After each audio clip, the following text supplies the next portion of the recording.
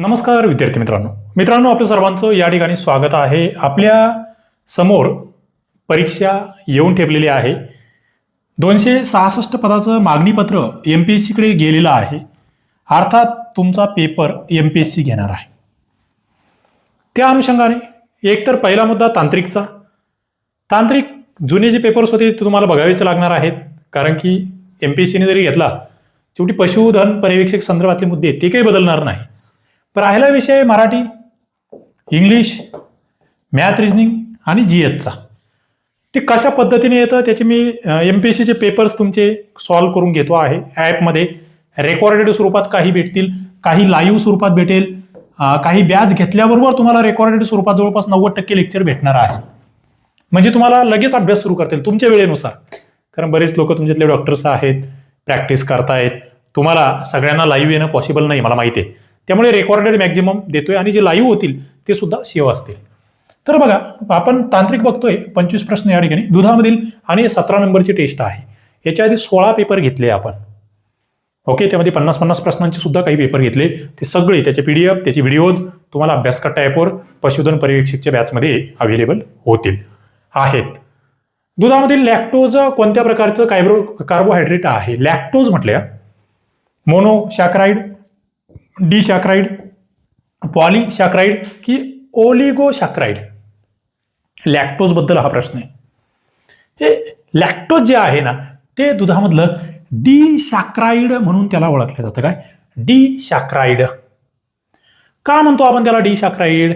Lactose हे glucose आणि गॅलॅक्टोज, बघा, ग्लुकोज आणि गॅलॅक्टोज या दोन मोनोसॅकराइडचे मिळून बनलेले असते, म्हणून त्याला डिसॅकराइड असा शब्द आहे. बघा, लॅक्टोजवरचा प्रश्न दुधामधल्या, त्यामध्ये ग्लुकोज आहे आणि गॅलॅक्टोज आहे. दोन या ठिकाणचे हे मोनोसॅकराइड असल्यामुळे त्याला डिसॅकराइड असं आपण म्हणतो आहे. पुढे गायीचा गरोदरपणाचा कालावधी हा किती असतो? आता यावर मी एक शॉर्ट व्हिडिओ सुद्धा बनवला होता. तुम्हाला मी शॉर्ट व्हिडिओ टाकतोय आपल्या युट्यूब चॅनलला, रोहिदास सोंदेवाडी GST इन्स्पेक्टर युट्यूब चॅनलला. तिथे जाऊन तुम्ही ते बघत चाला. त्यामध्ये MPSCचे सुद्धा घेतलेले प्रश्न मी मराठीचे, इंग्लिशचे, GKचे टाकतोय. ते सगळे बघत चाला, तुम्हाला वेळ भेटेल तसा. रील्समध्ये तुम्हाला ते बघता येईल, त्या ठिकाणी शॉर्ट व्हिडिओ, तुमचा अभ्यास होईल. गायीचा गरोदरपणाचा कालावधी 180 दिवस, 220, 250, 280. मला वाटतं नाही चुकला पाहिजे, हा 280 दिवसाचा आहे. मग म्हशीचा, बकरीचा, त्यावर सुद्धा तुम्हाला प्रश्न आलेले आहेत आणि ते मी तुम्हाला नोट्समध्ये दिले सगळं. सरासरी म्हटलंय 280 ते 285 दिवस महिन्यामध्ये तुम्हाला विचारला जाऊ शकतो. पुढे तरुण वासरासाठी पहिला आणि सर्वात महत्वाचा आहार कोणता असतो?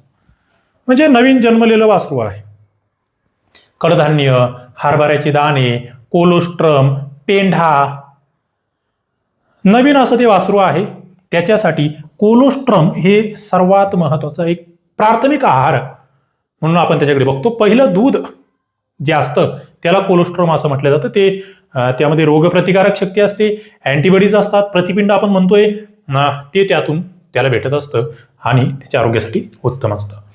IBR हा रोग आहे, कोणावर परिणाम करतो? बघा, पचन संस्था, श्वसन संस्था, मज्जा संस्था, त्वचा. IBR कशा संदर्भातला रोग आहे? 4 नंबरचा प्रश्न तुम्हाला माहित असावा. हा श्वसनासंदर्भातला रोग आहे. काय भानगड आहे? IBR कशाला म्हणायचं? IBR इन्फेक्शियस बोवाईन रायनोट्रॅचिटिस असं म्हटलं गेलं. IBRचा फुल फॉर्म तुम्हाला विचारला गेला तर गायीची जी रिस्पायरेटरी सिस्टीम आहे ना त्याच्यावर हा परिणाम करतो आहे आणि हा विषाणूजन्य रोग आहे. हे जे विश्लेषण मी घेतोय का हे तुम्हाला कामाचे आहेत. हे तुम्ही ऑलरेडी तो अभ्यास केलेला आहे, पण एक रिव्हिजनसाठी तुम्हाला हे गरजेचं आहे. दुग्ध ग्रंथी कोणत्या प्रकारची ग्रंथी आहे? बघा, अंतस्रावी, बाह्यस्रावी, मिश्र की यापैकी नाहीच? 5 नंबरचा प्रश्न आहे. दुग्ध ग्रंथी ही ना बाह्यस्रावी ग्रंथी आहे. काय बाह्यस्रावी ग्रंथी आहे? मॅमरी ग्लँड असं त्याला आपण म्हणतोय. त्यांचा स्राव हा शरीराबाहेर किंवा शरीरातील पोकळीमध्ये नलिकेद्वारे सोडला जातो, म्हणून त्यांना आपण एक्झोक्रीन ग्लँड असं म्हणत असतो किंवा बाह्यस्रावी ग्रंथी असं म्हणत असतो. गायीच्या दुधामध्ये सर्वाधिक प्रमाणामध्ये फॅटी ऍसिड असतं, ते कोणतं? बघा, प्रश्न गाईच्या दुधाबद्दल आहे. फॅटी ऍसिड तुम्हाला विचारलंय. ब्युट्रिक, ओलेइक, लिनोलेइक, पामेटिक माहीत असावं. हे सगळे अतिसंभाव्य असे प्रश्न आहेत. यात काही आलेले प्रश्न सुद्धा ऍड केलेले आहेत. आणि तुम्हाला हे लेक्चर आवडत असतील, आवडणं म्हणजे तुमच्या कामाचे वाटत असतील तर नक्की लाईक करत चला, आपल्या मित्रांपर्यंत शेअर करा. बॅचबद्दल त्यांना सांगा. आता नवीन बॅच आपण 2026ची एक लॉन्च केली आहे. ॲपवर तुम्हाला ती भेटून जाईल. फक्त तांत्रिकची सुद्धा मी आता आणतोय. फक्त नोट्स काही जणांना पाहिजे आणि PYQ पाहिजे आहेत. ती बॅच सुद्धा तुम्हाला या ठिकाणी भेटून जाईल. अभ्यास कट्टा ॲप्लिकेशन हा लोगो आहे. सर्च करा अभ्यास कट्टा नाव, प्ले स्टोअरला फ्रीमध्ये डाउनलोड करता येईल तुम्हाला आणि त्या ठिकाणी जाऊन ते कोर्सेसमधून घेता येईल. 6 नंबरचा प्रश्न. ब्युट्रिक नावाचं फॅटी ऍसिड जे असतं ना ते गाईच्या दुधामध्ये सर्वाधिक असतं. ब्युट्रिक अल्प साखळी ज्याला आपण शॉर्ट चेन म्हणतो आहे, त्या फॅटी ऍसिड पैकी ब्युट्रिक ऍसिड जे आहे ते सर्वाधिक असतं आणि दुधातली जी चरबीचा भाग म्हणतो ना आपण, तो म्हणजे ब्युट्रिक ऍसिड असतं. दुधामधील चरबीचा भाग म्हणून आपण त्याच्याकडे बघत असतो.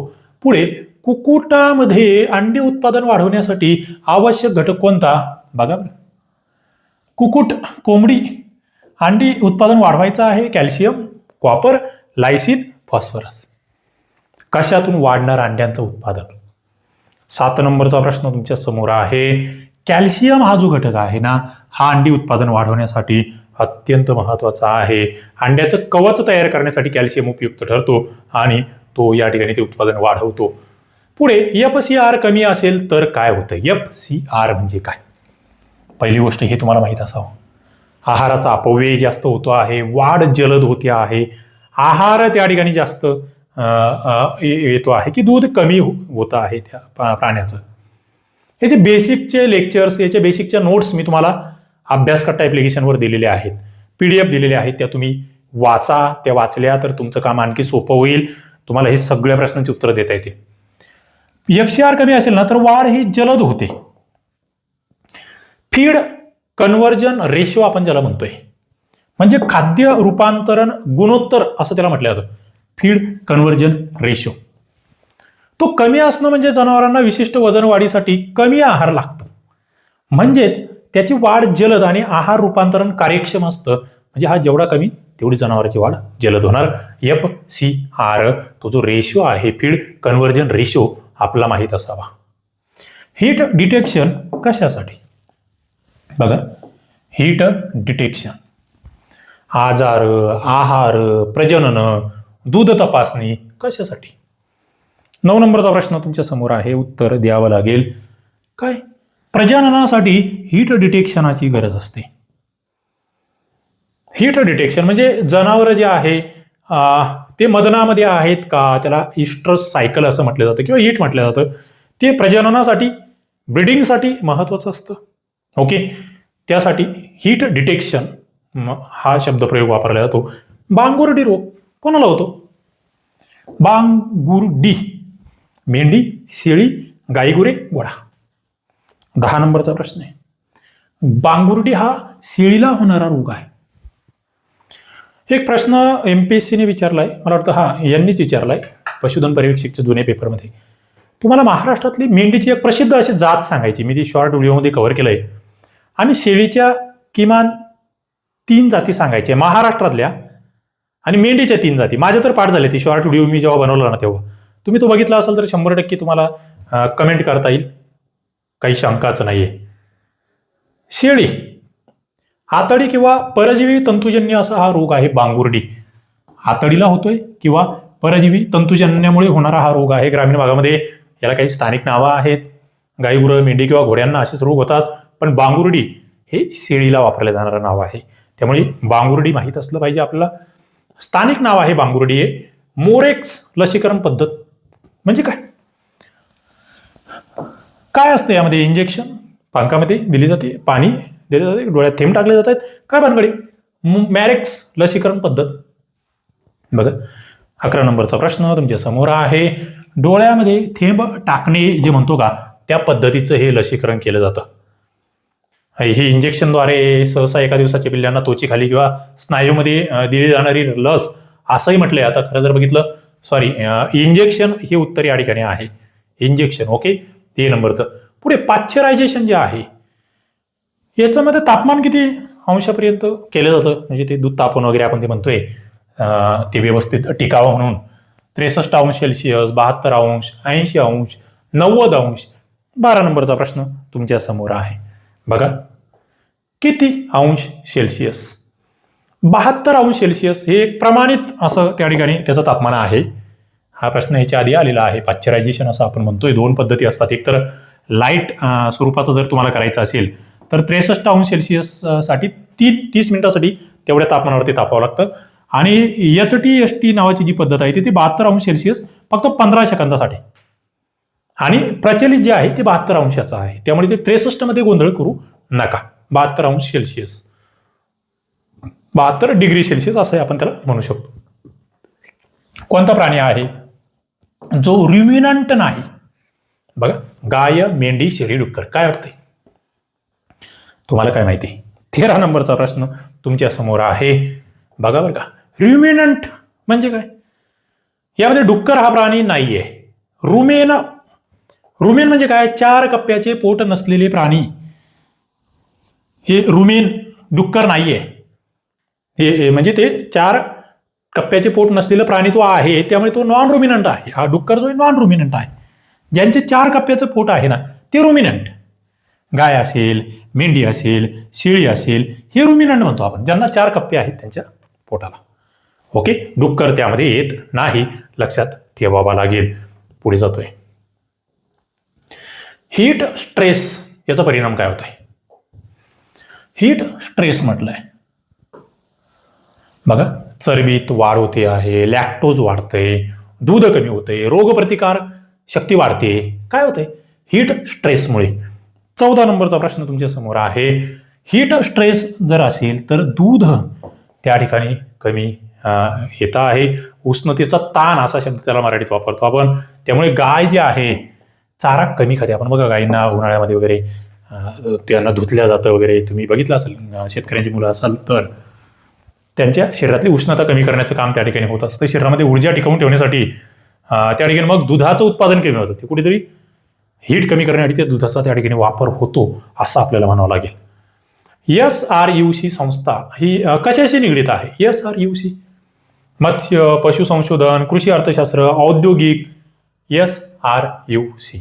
15 नंबरचा प्रश्न तुमच्या समोर आहे. पशु संशोधनाशी निगडीत अशी ही संस्था आहे. काय आहे याचा फुल फॉर्म? स्कॉटलंड रुरल कॉलेज असं याला म्हटलं जातं. स्कॉटलंड रुरल कॉलेज असं म्हटलं गेलं जातं. कृषी असेल, पशु संशोधन असेल, ग्रामीण उद्योग असेल, त्याशी संबंधित ही संज्ञा आहे. गाभण गाईला जास्त जर प्रोटीन दिल्या गेलं, प्रथिनं जास्त दिले गेले तर काय होऊ शकतो? गाय गाभण आहे, गर्भावस्था चालू आहे, गर्भपात होईल, दुधात वाढ होईल, पचनात वाढ होईल की रोगप्रतिकारक शक्ती वाढेल? 16 नंबरचा प्रश्न तुमच्या समोर. बघा आता जास्त प्रथिने म्हणजे कोणत्याही या गोष्टीचं प्रमाण वाढलं, अति झालं तर आता इथे काही गाभण असताना दूध देतच नाही ती, पहिली गोष्ट ते तर आधी कट करा. पचन वाढेल का तिचं? तेही नाही होणार. रोगप्रतिकारक शक्ती, गर्भपाताची शक्यता खूप जास्त जर प्रमाणात प्रोटीन दिल्या गेलं तर गर्भपात होऊ शकतो. शरीरातील अमोनियाचं प्रमाण वाढतं, त्यामुळे विषारीपणा शरीरात वाढतो आणि त्यातून हा गर्भपात घडून येऊ शकतो. अंडी साठवण्यासाठी एक उत्कृष्ट तापमान काय असावं? बघा कुक्कुटपालना संदर्भातला हा प्रश्न आहे. 2 ते 4 अंश सेल्सिअस, 10 ते 13 अंश, 20 ते 25, 30 ते 35 अंश. 17 नंबरचा प्रश्न तुमच्या समोर आहे. एक गोष्ट तर आपल्याला माहिती आहे, हे 2, 4 म्हणजे हे बर्फच करणारे, हे याच्यात आपण ठेवणार नाही. 30-35 म्हणजे हे जास्त तापमानामध्ये अंडे आपल्याला माहिती खराब होतात. खूप जास्त तापमान तर चालणार नाही. मग एक मिडियम तापमान, मिडियम म्हणजे कमीच पण एकदमही कमी नको, 10 ते 13 अंश सेल्सिअस हे एकदम उत्कृष्ट तापमान त्या ठिकाणी अंडी साठवण्यासाठीचं आहे. त्याची गुणवत्ता त्या ठिकाणी राखली जाते, ते लवकर खराब होत नाही. भारतात सर्वाधिक दूध देणारी गायीची जात कशाची? दूध देणारी जात म्हटले फक्त. आता मग या गायीच्याच जाती आहेत. गायीचा असा शब्द पाहिजे होता, काही हरकत नाही. गीर, साहिवाल, थारपारकर, रेड सिंधी. प्रत्येक गायीचा वेगळा वापर आहे. काही दूध देण्यासाठी आहेत, काही शेती कामासाठी सुद्धा आहे.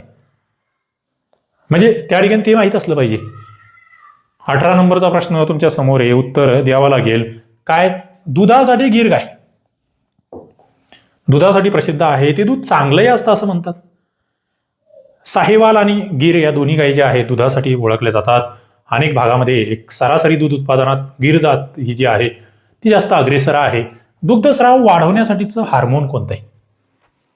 बघा, हार्मोन्स महत्वाचे असतात. दूध वाढलं पाहिजे त्यासाठीचं hormone oxytocin, insulin, glucagon, serotonin. 19 नंबरचा प्रश्न तुमच्या समोर आहे. काय? दुधासाठीचं दूध वाढवण्यासाठी ऑक्सिटोसिन आणि हार्मोन आपण अनेक वेळा वापरलेलं असं ऐकलेलं असतं. याचा आपण इतर ठिकाणी सुद्धा म्हणजे आपलं जे महिलांचं बाळंतपण वगैरे असतं त्यावेळेस सुद्धा हे म्हणजे आपलं तिथे मानवी याच्यात सुद्धा हे हार्मोन उपयुक्त आहे हे आपलं माहीत असावं. ऑक्सिटोसिन दुग्ध ग्रंथीमधून दूध बाहेर पडण्यास मदत करणारं हे हार्मोन आहे. पोक्स नावाचा रोग आहे तो कशामुळे होतोय किंवा त्याला आम्ही काय म्हणतोय दुसरं? पोक्स म्हटले ऑर्थोपॉक्स, पॅरामिक्झो, पिकोरना, कोरोना. काय भानगडे? पोक्स रोग. 20 नंबरचा प्रश्न तुमच्या समोर आहे. ऑर्थोपॉक्सशी संबंध आहे पोक्स रोगाचा. पोक्स किंवा पॉक्स असंही म्हणता येईल त्याला. ऑर्थोपॉक्स नावाचा जो विषाणू आहे त्या कुटुंबातील विषाणूमुळे होतो आहे. ऑर्थोपॉक्सवरून पोक्स तुम्ही लक्षात ठेवू शकता, सोपा आहे. त्यानंतर पुढे जर बघितलं आपण FMD अधिक कोणत्या ऋतूमध्ये पसरतो असं म्हटलंय बघा, FMD. उन्हाळा, पावसाळा, हिवाळा की सर्वच ऋतू. 21 नंबरचा प्रश्न आपल्या समोर आहे. FMD हा पावसाळ्यामध्ये पसरणारा असा रोग आहे. काय आहे FMD? नावातच आहे, फूट अँड माउथ डिसीज. आपल्याला माहिती आहे पावसाळा रोगकारक असा हा ऋतू असतो. दमट हवामान असतं, जनावरांच्या वाढलेल्या हालचाली असतात, त्यामुळे हा रोग जास्त वेगाने पसरण्याचं प्रमाण आपण बघतो. CMT कॅलिफोर्निया मॅस्टिसिस टेस्ट यामध्ये काय पाहिलं जातं? कशासाठी आहे ही CMT? बघा, प्रश्नामध्ये दर्जा आहे की नाही मला आधी ते सांगा. काहीतरी करायचं ते आपल्याला जमत नाही, जे घ्यायचं थोडं पण चांगलं घ्यायचं. मी तुम्हाला असंच मराठी, इंग्लिश, गणित बुद्धिमत्ता, GK सगळं याच पद्धतीने दिलेलं आहे. ओके, ॲपमध्ये तुमच्या बॅचमध्ये सगळं भेटेल. ज्यांना तयारी करायची आहे ते इथे 2026ची नवीन बॅच आता सुरू आपण केली आहे, त्या बॅचमध्ये जॉईन होऊ शकतात. रेकॉर्डेड लेक्चर्स भेटतील तुम्हाला जॉईन झाल्याबरोबर, भरपूर काही, आणि लाईव्ह सुद्धा त्या ठिकाणी होत राहतील. जिलेटिन सारखा घट्टपणा, वास, फुगणे, रंग, काय CMT टेस्ट काय पाहिलं जातं? 22 नंबरचा प्रश्न तुमच्या समोर आहे. जिलेटिन सारखा घट्टपणा याच्याशी याचा संबंध आहे. CMT चाचणी जी असते मास्टायसिस रोगाची तपासणी करण्यासाठी वापरली जाते. बघा, CMTचा संबंध मास्टायसिस या रोगासोबत आहे. या चाचणीमध्ये दुधामध्ये रासायनिक द्रावण मिसळून त्यामध्ये जिलेटिन सारखे घट्टपणा किंवा गाठी आहेत की नाही हे पाहिले जाते. बघा, दुधामधील गाठी शोधण्याचं काम केलं जातंय, जे सोमाटिक पेशींच्या उच्च संख्येमुळे आणि संसर्गामुळे होत आहे. कशामुळे त्या गाठी होत आहेत? सोमाटिक पेशी, त्याची उच्च संख्या आणि त्याचा संसर्ग यामुळे या गाठी होत आहेत, हे आपल्याला माहीत असलं पाहिजे. ब्रुसेलोसिस हा रोग कशामुळे होतोय? ब्रुसेलोसिस विषाणू, बॅक्टेरियल, फंगल, परजीवी. बघा, इंटरेस्टिंग. 23 नंबरचा प्रश्न तुमच्या समोर आहे. ब्रुसेलोसिस हा रोग जो होतो आहे तो बॅक्टेरियामुळे होणारा बॅक्टेरियल रोग आहे, हे लक्षात ठेवा. ब्रुसेलोसिस या जीवाणूमुळे होणारा हा रोग आहे. तो ब्रुसेला प्रजातीच्या जीवाणूमुळे होतो. ब्रुसेलोसिस हा जीवाणूजन्य रोग आहे आणि जीवाणूचं नाव आहे ब्रुसेला. म्हणजे नावात साम्य आहे, जीवाणूजन्य आहे, फक्त एवढं लक्षात ठेवा. तिथेही प्रश्न येतो विषाणूजन्य की जीवाणूजन्य. ओके, तर तिथे नाही चुकलं पाहिजे. पिल्लांमध्ये राणीपणा रोखण्यासाठी लस कोणती आहे? राणीपणा रोखायचा ND, IBD, FP, AI. 24 नंबरचा प्रश्न तुमच्या समोर आहे. ND नावाची लस या ठिकाणी असते. राणीखेत नावाचा तो रोग आपण वारंवार ऐकलाय. कोंबड्यांसाठी खूप धोकादायक असा हा रोग आहे राणीखेत, आणि ND लस ते नियंत्रण करण्यासाठी वापरली जाते. IBD लस देखील या ठिकाणी महत्वाची आहे, परंतु ND ही राणीपणा रोखण्यासाठी महत्वाची लस आहे, त्यामुळे इथे कन्फ्युजन नको. सीप पॉक्स याचा प्रसार जो आहे कशाच्या संपर्कातून होतो आहे? सीप पॉक्स कशाच्या संपर्कातून याचा प्रसार होतोय असं तुम्हाला विचारलंय. हवा, रक्तशोषक कीटक, पाणी, खाद्य. सीप म्हटल्यावर तुमच्या लक्षात आलं असेल की हा रोग कशा संदर्भात आहे. जे रक्त शोषणारे कीटक असतात ना, त्यांच्या माध्यमातून या रोगाचा प्रसार होत असतो. सीप पॉक्स म्हणजे मेंढ्यांचा देवी रोग, तो विषाणूमुळे होतो आहे. रक्तशोषक कीटक ज्यामध्ये मासे असेल, डास असेल, तसेच थेट संपर्क आला एकमेकांशी तर त्यापासून सुद्धा हा रोग होत असतो. शेवटी आन्सर की सुद्धा दिली आहे, PDF तुम्हाला तुमच्या बॅचमध्ये अवेलेबल होऊन जाईल, तिथे जाऊनही तुम्ही वाचू शकता. ओके, चला सगळ्यांना शुभेच्छा. पुढे लेक्चर येत राहतील डेली बेसिसवर तुमच्या ॲपमध्ये, ॲपवर तुम्ही जाऊन बघू शकता. धन्यवाद.